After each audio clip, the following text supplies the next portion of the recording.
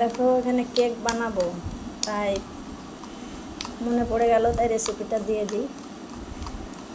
আর একবারে অনেকে দেখতে চেয়েছিল রেসিপিটা, তা দেওয়া হয় না, তো আজকে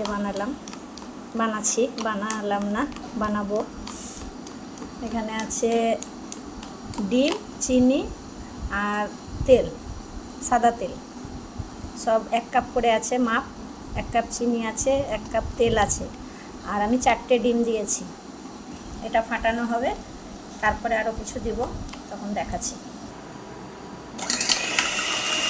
দেখো হ্যান্ড উইচে করছিলাম, তাই হ্যান্ড উইচে হাত ধরে গেছে, ছেলেকে একটু ব্লেন্ডারে করতে লাগলাম, ইলেকট্রিক ব্লেন্ডারে, তাতে একটু তাড়াতাড়ি হয় ফাটানো।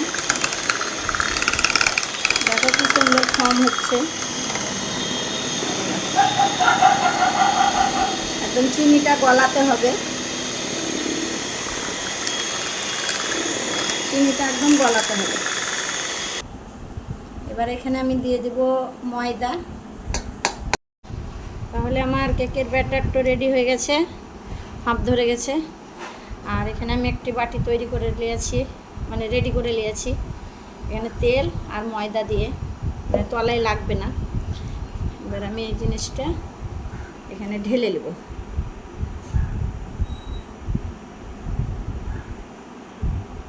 প্রথমে অর্ধেক ঢেলে নিলাম, আমি এখানে একটু মোরব্বা দিয়ে দিলাম।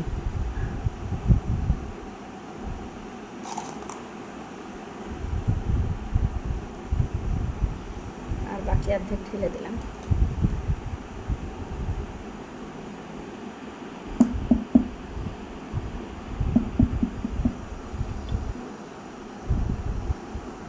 আমার কেক সাজানো রেডি। কেমন লাগছে তোমরা কমেন্ট করে জানাবে, আর আমার চ্যানেলটাকে সবাই ফলো করে দেবে। যারা এখনো ফলো করনি তারা ফলো করে দেবে। আর এইভাবে তোমরা একবার বাড়িতে বানাবে, বানিয়ে আমাকে জানাবে কেমন হয়েছিল। এই যে সহজ পদ্ধতি, মাইক্রো ওভেন লাগবে না, কিছুই লাগবে না।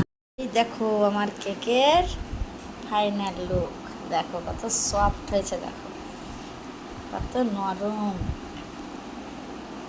এই দেখ,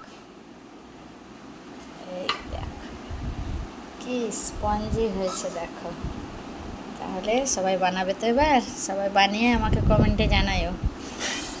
আর আমার চ্যানেলটা ফলো করতে ভুলিও না, যারা না করেছো এখনও তারা ফলো করে দিও। টাটা।